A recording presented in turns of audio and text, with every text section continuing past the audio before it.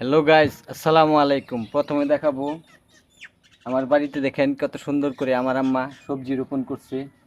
এই যে একটি বক্সের মধ্যে, তারপর বয়মের মধ্যে, সব জায়গায়। তো দেখেন ফলন মোটামুটি ভালো হয়। এই যে শশা, প্রতি জায়গায় জায়গায় শশা হয়েছে। যে এরকমভাবে আপনারা বাড়ির মধ্যে অথবা বাড়ির আঙিনায় অথবা বাড়ির পাশে সবজি রোপণ করবেন, অবশ্যই ভালো ফলন আসবে। দেখেন পুরা রোজার মাস এই গাছ থেকে আমি শশা খেয়েছি। এবার আমি শশা কিনি নাই। অবশ্য লেবু অনেক দাম গেছে এবার রমজান মাসে। এই দেখেন আমার লেবু গাছ অনেক উঁচু লম্বা, অনেক বড়। এই যে প্রতি জায়গায় জায়গায় লেবু ধরছে, সবই আল্লাহর রহমত। অবশ্যই কিনে খাই নাই, এবার গাছ থেকে খেয়েছি, আলহামদুলিল্লাহ। এখন আপনাদেরকে দেখাবো আমার বাড়ির পাশের যেই চিরসবুজ সুন্দর ধান ক্ষেত, লিচু বাগান, তারপর ঘাস বাগান, অনেক সুন্দর দৃশ্য। কথা বলবো না, দেখুন পিছনে লিচু বাগান, অনেক সুন্দর পরিবেশ, অনেক সুন্দর, অনেক সুন্দর দৃশ্য।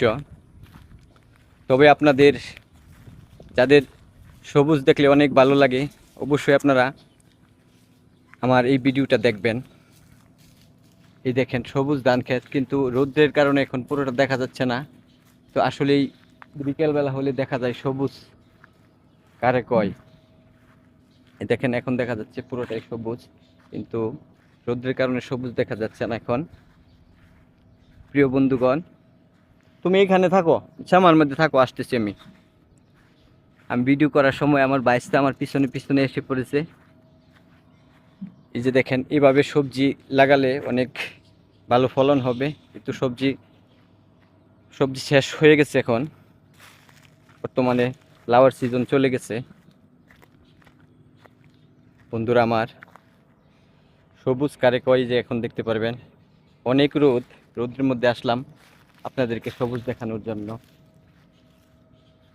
দেখুন আসলেই অনেক সুন্দর পরিবেশ। তুমি এইখানে আসো না, যাও তুমি ওইখানে যাও, আমি আসতেছি ওই দিক দিয়ে ঘুরে যাও। আমার বাচ্চা আমার সাথে চলে আসে পড়ছে, ছোট।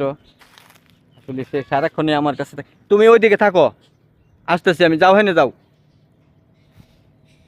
প্রিয় বন্ধুগণ, দুঃখিত ভিডিওর মধ্যে অন্য কথা বলে ফেললাম।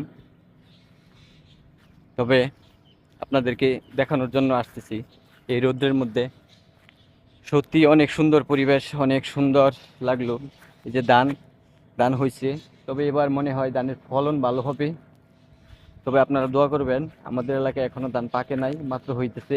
অন্য অন্য জায়গায় ধান কাটা শুরু করছে আমি দেখেছি, কিন্তু আমরা এখনো পাই নাই। যাই হোক, সবই আল্লাহর ইচ্ছা, আল্লাহর রহমত। আগে লাগালে আগে হবে, পিছনে লাগালে পিছনে হবে।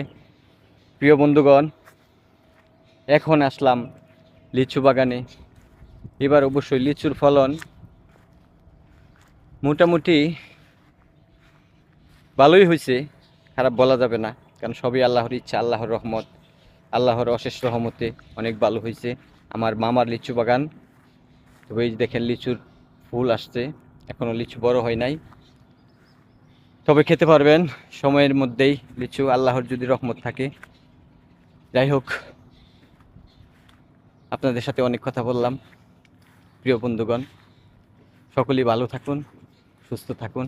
তবে রৌদ্রের মধ্যে একটা ভিডিও বানিয়ে দেখেন, ভিডিওটা অনেক সুন্দর হয় রৌদ্রের মধ্যে। এই দেখেন এখন সবুজটাতে কেমন দেখা যায়, না দেখালে বুঝবেন না। এই দেখেন প্রতিটা গাছ অনেক সুন্দর সবুজ।